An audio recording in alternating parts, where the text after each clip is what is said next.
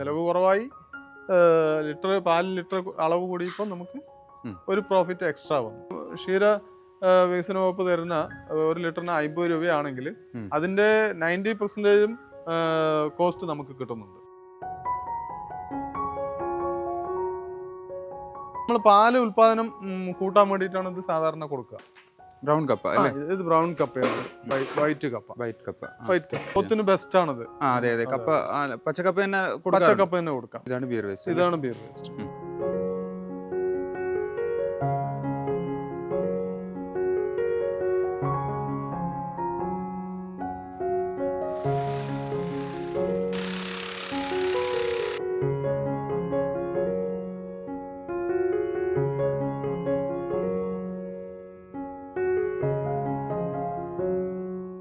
Organic ഫുഡിന്റെ ലെവലാണ്. പിന്നെ അതിൽ ഉപ്പും മഞ്ഞളും എല്ലാം നമ്മൾ നാച്ചുറലായി ചേർക്കുന്നുണ്ട്. യാതൊരു സൈഡ് എഫക്റ്റും ഇല്ല. 70,000 രൂപ കയ്യിലുണ്ടെങ്കിൽ നമുക്ക് ഒരു ഡീലർഷിപ്പ് തുടങ്ങാം. അതെ. പിന്നെ transporting cost extra. Transporting cost അവർ എക്സ്ട്രാ ആണ്. ചേട്ടാ നമസ്കാരം. നമസ്കാരം. നമുക്കൊന്ന് പരിചയപ്പെടുത്താവോ? പാലക്കാട് ജില്ലയിൽ SN ഡയറി ഫാം സ്വന്തമായി നടത്തുന്നുണ്ട്. പശുക്കളുണ്ട്. 10 വർഷമായി. 10 വർഷമായി ഇതിൽ വന്നിട്ട്. കറക്റ്റ് പറഞ്ഞാൽ പാലക്കാട് ജില്ലയില് പണ്ണാമട ഭാഗത്ത്. നമുക്ക് എത്ര പശുക്കളുണ്ട് ഇവിടെ? ഇപ്പൊ ഈ ഫാമില് നമുക്കൊരു 7 കറവ പശുവും പിന്നെ കുട്ടികളായിട്ട് 4 ഉണ്ട്. ഇപ്പൊ ജെഴ്സി HF മിക്സും ജെഴ്സി അങ്ങനെ നാടൻ എല്ലാം കൂടി മിക്സ് ആണ്. നാടൻ സെപ്പറേറ്റ് ഉണ്ട്, പിന്നെ നാടൻ മിക്സ് ഉണ്ട്, ജേഴ്സി മിക്സ് ഉണ്ട്. അങ്ങനെ ഓരോന്നിനും ഓരോ വെറൈറ്റി ഉണ്ട്. പാല് ഇപ്പൊ നാടനാകുമ്പോ നമുക്ക് ഒരു ദിവസത്തേക്ക് 10 ലിറ്റർ ആയിരിക്കും പാല് തരിക. അത് ജേഴ്സി മിക്സ് ആകുമ്പോൾ 5 ലിറ്റർ കൂടുതൽ കിട്ടും. അങ്ങനെ വ്യത്യാസമുണ്ട്. പിന്നെ നമ്മൾ പശുവിന് വേണ്ടി നമ്മൾ തന്നെ സ്വന്തമായിട്ട് തീറ്റ നിർമ്മിച്ച് നമ്മുടെ പശുവിന് തന്നെ നമ്മൾ ഉണ്ടാക്കുന്ന തീറ്റ തന്നെയാണ് കൊടുക്കുന്നത്. നമ്മളിപ്പോ നമ്മുടെ ഫാമിൽ കാലിത്തീറ്റ പുറത്തുനിന്ന് വാങ്ങുന്നില്ല, നമ്മൾ തന്നെയാണ്? ഇല്ല, നമ്മൾ പുറത്തുനിന്ന് വാങ്ങുന്നില്ല. പുറത്തുനിന്ന് വാങ്ങുമ്പോൾ നല്ല ചെലവ് വരുന്നുണ്ട്, നല്ല കോസ്റ്റ് വരുന്നുണ്ട്. അപ്പൊ ആ കോസ്റ്റ് ചെലവ് കുറവാക്കാൻ വേണ്ടി എന്താ ചെയ്യാന്ന് ആലോചിച്ചപ്പോഴാണ് നമ്മൾ ബിയർ വേസ്റ്റ്, കപ്പ, ചോളം ഇങ്ങനെയുള്ള വെറ്റ് ഐറ്റങ്ങളാണ് അതിനെ കുറിച്ച് അറിയാൻ കഴിഞ്ഞു. അതിലോട്ട് കടന്നപ്പോൾ നമുക്ക് നല്ല കോസ്റ്റ് ചെലവ് കുറവായി, പാല് കൂടുകയും ചെയ്തു. പ്രോഫിറ്റ് ഇരട്ടിയായി. പാലുൽപാദനവും കൂടി. തീറ്റ ചെലവ് കുറവാകുക മാത്രമല്ല, ഉൽപാദനവും കൂടുതലായി. അപ്പൊ നല്ല പ്രോഫിറ്റ്, 2 പ്രോഫിറ്റ്. ചെലവ് കുറവായി, പാല് ലിറ്റർ അളവ് കൂടിയപ്പോൾ നമുക്ക് ഒരു പ്രോഫിറ്റ് എക്സ്ട്രാ വന്നു. അപ്പോൾ അങ്ങനെയാണ് നമ്മൾ ഈ ഫീഡിങ് അങ്ങനെയാണ് നമ്മൾ നമ്മുടെ പശുവിന് വേണ്ടി തുടങ്ങിയതാണെങ്കിലും പിന്നെ ഇവിടുത്തെ ലോക്കൽ കർഷകരെല്ലാം അന്വേഷണം അറിഞ്ഞ് അവരുടെ പശുക്കൾക്ക് കൊടുക്കാൻ തുടങ്ങി. അതിപ്പോ നമ്മൾ കേരളം ഒട്ടുക്കെ സപ്ലൈ ചെയ്യുന്നു. കേരള ക്ഷീര കർഷകർക്ക് എല്ലാ കർഷകരും അന്വേഷിക്കാറുണ്ട്. അന്വേഷിച്ച് വരുന്നവർക്ക് ഞാൻ കൊടുക്കാറുണ്ട്. അപ്പോൾ നമ്മൾ മാർക്കറ്റിൽ കിട്ടുന്നതെല്ലാം ഡ്രൈ ആയിട്ടുള്ള ഫീഡുകളാണ്. അതെ. അപ്പോൾ നമ്മളിത് വെറ്റാണ് ഇത് തമ്മിൽ. അപ്പോൾ ഡ്രൈ ഫീഡ് ആകുമ്പോഴത്തേക്ക് കുറച്ച് കാലാവധി കൂടുതലിരിക്കും. അതെ. ഇത് വെറ്റ് ആയതുകൊണ്ട് നമുക്ക് പാക്ക് ചെയ്ത് കൊടുക്കുന്നത് കൊണ്ട് ഒരു 15 ദിവസം എല്ലാം കിട്ടും. അപ്പോൾ വലിയ ഫാമുകൾക്കൊക്കെ ആണെങ്കിൽ അതൊരു വലിയ ബെനിഫിറ്റ് ആണ്. വലിയ ഫാമുകൾക്കൊക്കെ ആണെങ്കിൽ നമ്മൾ വലിയ ഫാമുകളാകുമ്പോൾ ഒരു 10 ദിവസം ഒക്കെ ഈ സാധനങ്ങൾ അവർ യൂസ് ചെയ്യും. അതെ. അതിൻ്റെ ഉള്ളിൽ തീരും. അപ്പൊ വീണ്ടും പുതിയ പ്രൊഡക്റ്റ് തന്നെ എടുക്കാം. അപ്പൊ അവർക്ക് ഗുണമേന്മയുള്ള തീറ്റ കൊടുക്കാനും പറ്റും, അതിന്റെ ലാഭവിഹിതം കൂട്ടാനും പറ്റും. അതായത് ഇപ്പോ ക്ഷീരകർഷകർ ഏറ്റവും കൂടുതൽ നേരിടുന്ന ഒരു വലിയ പ്രതിസന്ധിയാണ് ഈ തീറ്റ ചെലവ് പറയുന്നത്. അത് കാരണം തന്നെ കുറെ വലിയ ഫാമുകളെല്ലാം പൂട്ടിപ്പോയിട്ടുണ്ട്. പക്ഷെ ഈ തീറ്റ കുറിച്ച് അറിഞ്ഞ് ഇതിലോട്ട് വരുന്നവർക്ക് അവര് പിന്നെയും വീണ്ടും ഫാമുകള് പശുവിന്റെ എണ്ണം കൂട്ടാൻ പറ്റുന്നുണ്ട്. നിറയെ കർഷകർ പറയുന്നുണ്ട്. ഏത് കൃഷിയായിരുന്നാലും നമ്മളിപ്പോ ലാഭത്തിലേക്ക് കൊണ്ടുപോകാനുള്ള വഴികൾ ആലോചിക്കേണ്ടത്. കൃഷിയാകുമ്പോഴത്തേക്ക് നമ്മളെ കോസ്റ്റ് കുറച്ചിട്ട് പ്രോഫിറ്റ് മാക്സിമം ആക്കുക എന്നതായിരിക്കണമല്ലോ ലക്ഷ്യം. അങ്ങനെയാണ് ചേട്ടൻ ഇതിലേക്ക് വന്നത്. ഇപ്പൊ ഇത് കൊടുത്തു തുടങ്ങിയിട്ട്, ഇപ്പൊ നമ്മളെ പശുക്കൾക്ക് കൊടുത്തു തുടങ്ങിയിട്ട് എത്ര വർഷമായി? നമ്മുടെ സ്ഥാപനം എത്ര വർഷമായി? സ്ഥാപനം ശരിക്കും ഞാൻ ഈ പശുവിനെ വളർത്താൻ സ്റ്റാർട്ട് ചെയ്ത മൂലം തന്നെ ഈ തീറ്റയും കൊടുക്കാൻ തുടങ്ങിയതാണ്. തീറ്റയിലേക്ക് ഇത് എങ്ങനെയാണ് ചേട്ടൻ ഇങ്ങനെ ഒരു തീറ്റ ഉണ്ട്, ഇതെങ്ങനെ പശുക്കൾക്ക് കൊടുക്കാമെന്ന് ഉള്ള തീരുമാനത്തിലെത്തിയത്? അല്ല, തീറ്റ നമ്മൾ 1-2 ലോക്കൽ ഫാമുകളിലേക്ക് ചെല്ലുമ്പോൾ അവിടെ ഈ തീറ്റ കൊടുക്കുന്നുണ്ടായിരുന്നു. അപ്പൊ അതിനെക്കുറിച്ച് കൂടുതൽ അന്വേഷിച്ചു. എവിടെ നിന്നൊക്കെയാ കിട്ടുന്ന ഞാൻ തന്നെ സ്വന്തമായിട്ട് അവിടെ എല്ലാം ചെന്ന് പ്രൊഡക്റ്റ് കളക്ട് ചെയ്തു. പിന്നെ അത് അങ്ങനെയാണ് നമ്മൾ സ്വന്തമായി ചെയ്യാൻ തുടങ്ങി. ആ ഡ്രൈ ഫീഡിന് നമ്മളിപ്പോൾ 40 കിലോ ആണെങ്കിൽ 1300 മുതൽ 1500 വരെ വരുന്നുണ്ട്. ചിലപ്പോൾ അതിന്റെ വെറൈറ്റി കൂടുമ്പോൾ 2000 രൂപ വരെ വരുന്നുണ്ട് കോസ്റ്റ് വരുന്നുണ്ട്. ഇത് നമ്മളിപ്പോൾ 350 മുതൽ 500 വരെയാണ് നമ്മുടെ മിക്സ് ഫീഡും സെപ്പറേറ്റ് ഉള്ള ഫീഡുകളും ഉണ്ട്. Separate means beer waste separate കൊടുക്കും. പക്ഷെ അത് നമ്മൾ ലോങ്ങിലോട്ട് പോകുമ്പോൾ വെറ്റായതുകൊണ്ട് ഈർപ്പം കുറച്ച് കൂടുതൽ വരാറുള്ളത് കൊണ്ട് അതാരും എടുക്കാറില്ല. അത് ഇവിടെ ലോക്കൽ മാത്രമാണ് സപ്ലൈ. കൂടുതലും മിക്സഡ് ഫീഡാണ് നമ്മൾ ലോങ്ങിലേക്ക് കയറ്റി വിടുന്നത്. നമ്മുടെ മിക്സഡ് ഫീഡിന് 350 ആണ് MRP. 350. പിന്നെ ഡെലിവറി ചെയ്യുമ്പോൾ അവർക്ക് അതിന്റെ കോസ്റ്റും കൂടി ആഡ് ചെയ്ത് വരുമ്പോൾ ഓരോ ജില്ലകൾ വരുമ്പോൾ വേരിയേഷൻ വരാറുണ്ട്. നമുക്ക് ഓൾ കേരള ഡെലിവറി ഉണ്ടല്ലേ? ഉണ്ട്. കേരളത്തിൽ എവിടെയായിരുന്നാലും നമുക്ക് എത്തിച്ചു കൊടുക്കാൻ പറ്റും. ചേട്ടാ, ഈ നമ്മുടെ പശുക്കൾക്ക് ഇത് കൊടുക്കുന്നുണ്ട്. ഇതിന്റെ കൂട്ടത്തിൽ വേറെ എന്തെങ്കിലും സപ്ലിമെന്റോ കാര്യങ്ങളോ വേറെ എന്തെങ്കിലും കൊടുക്കില്ല? നമ്മൾ ഈ തീറ്റ തന്നെയാണ് മെയിൻ ആയിട്ട് കൊടുക്കുക. ഇപ്പൊ നമ്മൾ 2 നേരമാണ് തീറ്റ കൊടുക്കുന്നത്. ഒരു നേരം ഒരു പശുവിന് 2.5 കിലോ വെച്ച് കൊടുക്കുന്നുണ്ട്. ഒരു പശുവിന് 2.5 കിലോ സുഖമായിട്ട്. ഏത് പ്രായമുള്ള പശുവാണ്? നമ്മളിപ്പോ 1 വയസ്സ് മുതലുള്ള പശുവിന് 2.5 കിലോ വെച്ച് കൊടുക്കുന്നുണ്ട്. അപ്പൊ നമുക്ക് വേറെ തീറ്റ അഡീഷണൽ ആയി കൊടുക്കേണ്ട വരുന്നില്ല.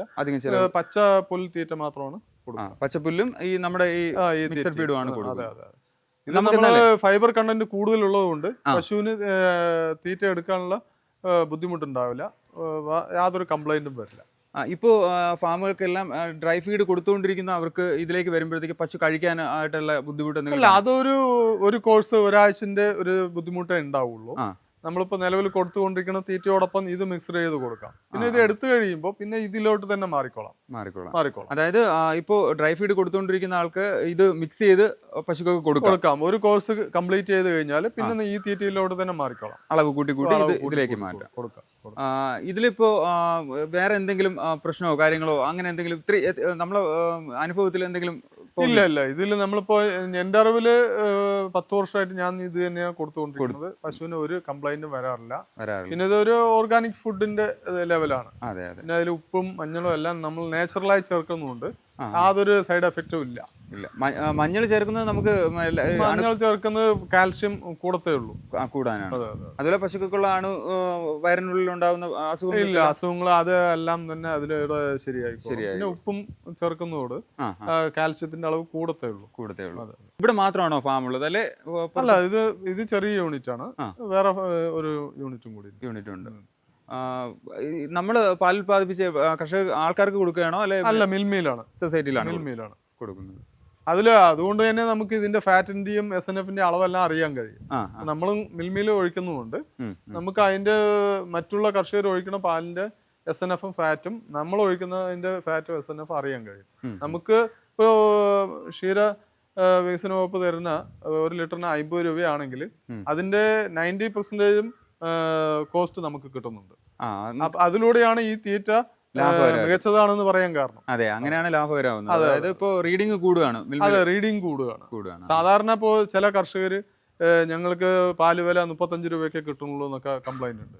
അവർക്ക് ഇതിലൂടെ ഒരു പരിഹാരം കിട്ടാൻ പറ്റും ഈ തീറ്റയിലൂടെ. ഇതില് SNF-ഉം ഫാറ്റും കുറവാവില്ല, 100% കിട്ടും. ഇപ്പൊ നമുക്ക് കർഷകർക്ക് ഇതൊന്ന് 1-2 പാക്കറ്റ് വാങ്ങി ഉപയോഗിച്ച് നോക്കിയിട്ട് എടുക്കാം. വ്യത്യാസം മനസ്സിലാക്കിയിട്ട് നമുക്ക് വലിയ ഫാമുകളൊക്കെ ആണെങ്കിൽ ഒരു 10 ദിവസത്തേക്ക് തന്നെ അവർക്ക് 100 ബാഗിന്റെ അടുത്തെല്ലാം വേണ്ടി വരും. അപ്പൊ നമ്മൾ സാമ്പിൾ കൊടുത്തിട്ട് യൂസ് ചെയ്ത് കഴിഞ്ഞിട്ട് അവർക്ക് ഇഷ്ടപ്പെട്ട പിന്നെ നമ്മളെ കൊടുക്കാം. ഇതാണ് നമ്മുടെ പ്രൊഡക്ഷൻ യൂണിറ്റ്. നമ്മുടെ മിക്സർ ഫീഡ് എങ്ങനെയാണ് ഉണ്ടാക്കുന്നത്, അതിൽ എന്തെല്ലാം ഐറ്റങ്ങളാണ് ഇടുക എന്നുള്ളതിനെ കുറിച്ച് നമുക്ക് നോക്കാം. നമ്മൾ ആദ്യം തന്നെ ഇത് ബ്രൗൺ കപ്പയാണിത്. ഇത് ബ്രൗൺ കപ്പയാണ്. ഇത് ആദ്യം ഒരു ബെഡ് ആക്കിയിട്ട് അതിന്റെ മുകളിലോട്ട് നമ്മൾ പിന്നെ ആ കപ്പയിൽ തന്നെ വേറൊരു വെറൈറ്റിയാണ് വൈറ്റ് കപ്പ. അപ്പൊ അതിന്റെ മുകളിൽ നമ്മൾ ചോളം പിന്നെ അതിന്റെ മുകളിലോട്ട് നമ്മൾ ഗോതമ്പിന്റെ വേസ്റ്റ് ആയ ബിയർ വേസ്റ്റ് പറയുന്ന സാധനം. ഇതാണ് ബിയർ വേസ്റ്റ്. ഇതിന്റെ മുകളിൽ നമ്മൾ ഇനിയൊരു ലെയറും കൂടി ചോളത്തിന്റെ ഇടും. ചോളം ഇതാണ്. നമ്മൾ ഈ 2 ലെയർ ചോളം ഇടുമ്പോൾ ഇതിന്റെ ക്വാളിറ്റി മാറിക്കിട്ടും. നല്ല ഫാറ്റും SNF എല്ലാം കൂടി കിട്ടും. നമ്മളിപ്പോ മിൽമയിലാണല്ലോ കൂടുതലും ആൾക്കാർ കർഷകർ പാലൊഴിക്കുന്നത്. അപ്പൊ നമ്മൾ മിൽമയിൽ എടുക്കുമ്പോൾ SNF-ഉം ഫാറ്റും ഒക്കെയാണ് നമ്മൾ അത്യാവശ്യം വേണ്ടത്. റീഡിങ്. അപ്പൊ ഇതിന് നമ്മള് സാധാരണ ഇപ്പൊ 50 രൂപ കിട്ടുന്ന പാല് 90% അതിന്റെ വില കിട്ടാൻ സാധ്യതയുണ്ട് തീറ്റ കൊടുക്കുമ്പോൾ. SNF ഫാറ്റും കുറവാവില്ല. അതെ. ഇത് ഈ നമുക്ക് ഇതെല്ലാം ഈ പ്രോഡക്ട്സ് എല്ലാം എവിടെ നിന്നാണ് വരുന്നത്? ഇപ്പൊ നമ്മള് ഈ കപ്പട ഐറ്റം എല്ലാം സേലം ബേസ് ചെയ്തിട്ടാണ്, തമിഴ്നാട് സേലം ബേസ് ചെയ്തിട്ടാണ്. സേലത്തിൽ നിന്നാണ് വരുന്നത്. ഈ വൈറ്റ് കപ്പ, ബ്രൗൺ കപ്പ ഇതെന്താണ് വ്യത്യാസം വരുന്നത്? അതായത് നമ്മളിപ്പോ കപ്പയുണ്ടല്ലോ, കപ്പയുടെ തോല് സെപ്പറേറ്റ് ആയിട്ട് വരുന്നതാണ് ഈ ബ്രൗൺ കപ്പ പറയുന്നത്.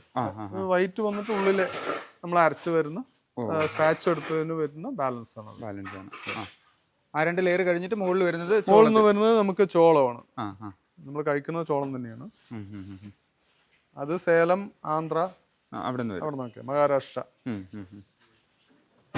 പിന്നെ ബിയർ വേസ്റ്റ് വരുന്നുണ്ട്. ബിയർ വേസ്റ്റ് പിന്നെ നമ്മള് സാധാരണ ഗോവയിൽ നിന്ന് എടുക്കുക. അവിടെ ആകുമ്പോൾ നമുക്ക് എപ്പോഴും ഈ മെറ്റീരിയൽ കിട്ടുക. ഈ കഞ്ചിക്കോട് ബേസ് ഒക്കെ ചെയ്യുമ്പോൾ അത് നമുക്ക് ഷോർട്ടേജ് വരുന്ന സമയം ഇതിൽ ബാലൻസ് ചെയ്യാൻ പറ്റില്ല. അതുകൊണ്ട് നമ്മൾ ഗോവയിൽ നിന്ന് എടുക്കുമ്പോൾ നമ്മൾ വർഷത്തിൽ 365 ദിവസം മെറ്റീരിയൽ കിട്ടും.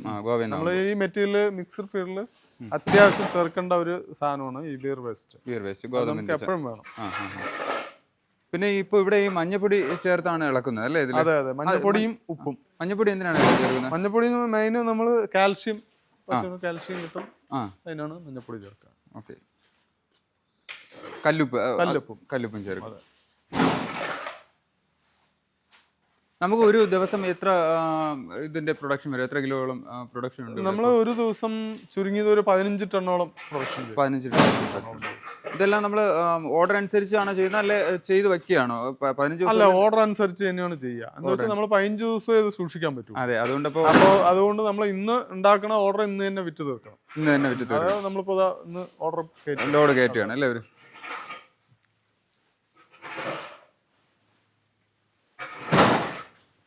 ഇത് എവിടത്തേക്കാണ് ഏട്ടാ ഈ ലോഡ് പോകുന്നത്? ഇതെല്ലാം നമ്മൾ ലോക്കൽ സപ്ലൈ ഉണ്ട്. പാലക്കാട് ജില്ല തന്നെ സപ്ലൈ ഉണ്ട്. പാലക്കാട് ജില്ലയിലേക്ക് തന്നെയാണ്. കപ്പയിൽ നമ്മൾ ഫാറ്റ് മറ്റേ എന്താണ് SNF കൂടുതൽ കിട്ടും. ഇതില് ഈ കപ്പയിൽ വന്നിട്ട് നമ്മൾ പാലിന്റെ അംശം കൂടുതൽ കിട്ടും. മാവായതുകൊണ്ട് ഇതൊരു മാവ് ടൈപ്പാണ്. ഇതൊരു ഫൈബർ കണ്ടന്റ് ഉള്ളതാണ് ഈ കപ്പ. അതുപോലെ തന്നെ ചോളത്തിലും ബീർ വേസ്റ്റിലും ഫൈബർ കണ്ടന്റ് കൂടുതലാണ്. നമ്മൾ പാലിന്റെ അംശവും നമുക്ക് കൂടുതൽ കിട്ടും. പിന്നെ ചോളം വരുന്നുണ്ടല്ലേ? വീണ്ടും നമ്മൾ ചോളം തന്നെ ഉണ്ട്. അതായത് നമ്മൾ ക്വാളിറ്റി നന്നായിരിക്കാൻ വേണ്ടി കൂടാൻ വേണ്ടിയിട്ടാണ്.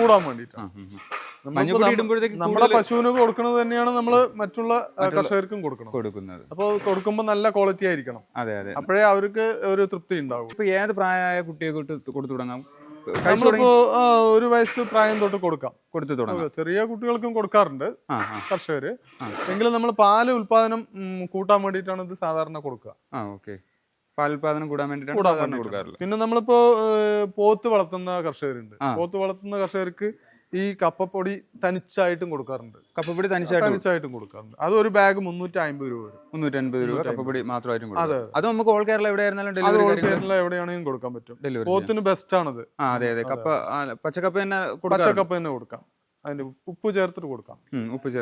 ഇപ്പൊ നമ്മൾ പാലക്കാട് ജില്ലയിലായതുകൊണ്ട് ഇവിടെ ജില്ലക്കകത്ത് വരുന്ന ഓർഡറുകൾ നമ്മൾ ചെറിയ ഓർഡർ ആണെങ്കിലും നമ്മൾ തന്നെ ഡെലിവറി കൊടുക്കാറുണ്ട്.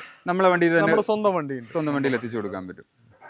പാലക്കാട് ജില്ലയിലാവുമ്പോഴത്തേക്ക് നമ്മൾ ഈ പറഞ്ഞ MRP പറഞ്ഞ പ്രൈസിന് എത്തിക്കുകയാണോ? അല്ലെ പറഞ്ഞ പ്രൈസ് അല്ല. പാലക്കാട് ജില്ലയാകുമ്പോൾ നമുക്ക് വാടകയുടെ ഒരു കുറവ് വരുമല്ലോ. അപ്പൊ നമ്മള് എല്ലാ കേരള ഒട്ടുക്ക കൊടുക്കുന്നുണ്ടെങ്കിലും പുതുതായിട്ട് ഡീലർഷിപ്പ് വേണ്ടവർക്ക് നമുക്ക് കൊടുക്കാൻ താല്പര്യമുണ്ട്. അതുപോലെ തന്നെ വലിയ ഫാമുകൾ നടത്തുന്നവർക്ക് 1 ബാഗ് അല്ലെങ്കിൽ 2 ബാഗ് സാമ്പിൾ എടുത്തിട്ട് ഉപയോഗിച്ച് നോക്കിയിട്ട് ബൾക്ക് ഓർഡർ വേണമെങ്കിലും കൊടുക്കാം. അതായത് അവർ ഉപയോഗിച്ച് നോക്കി അതിന്റെ റീഡിംഗ് എല്ലാം മനസ്സിലാക്കിയതിനു ശേഷം നമുക്ക് അവർക്ക് ബൾക്കായിട്ട് വേണമെന്നുണ്ടെങ്കിൽ കൊടുക്കാം. നമ്മൾ ഡീലർഷിപ്പ് വരുമ്പോൾ നമ്മൾ ഇവിടുത്തെ MRP വെച്ചിട്ട് 200 ബാഗാണ് ചേട്ടൻ നേരത്തെ പറഞ്ഞത്. 200 ബാഗ് ആകുമ്പോൾ നമുക്ക് അപ്രോക്സിമേറ്റ് എത്ര കോസ്റ്റ് വരും? 380 വെച്ച് 70,000 രൂപ വരും. 70,000 രൂപ കയ്യിലുണ്ടെങ്കിൽ നമുക്ക് ഒരു ഡീലർഷിപ്പ് തുടങ്ങാം. പിന്നെ transporting cost extra. Transporting cost അവർ എക്സ്ട്രാ ആണ്. അത് അവിടെ വന്ന് കൊടുത്താൽ മതി. അതായത് നമ്മൾ ഇവിടുത്തെ റേറ്റ് വെച്ചിട്ട് 70,000 രൂപ ഉണ്ടെങ്കിൽ നമുക്ക് ഡീലർഷിപ്പും കൊടുക്കാം. ചേട്ടാ വളരെ ഉപകാരം ഇങ്ങനെ ഒരു ഫാം പരിചയപ്പെടാനും ഇങ്ങനെ ഒരു പ്രോഡക്റ്റ് പരിചയപ്പെടുത്താനും. ഇത്രയും തിരക്കുണ്ട്. ചേട്ടൻ പൊളിറ്റിക്സിലും കൂടെ ഉള്ള ഒരാളാണ്. അതിനിടയ്ക്ക് ഇങ്ങനെ ഒരു സമയം തന്നതിന് വളരെ നന്ദി ചേട്ടാ.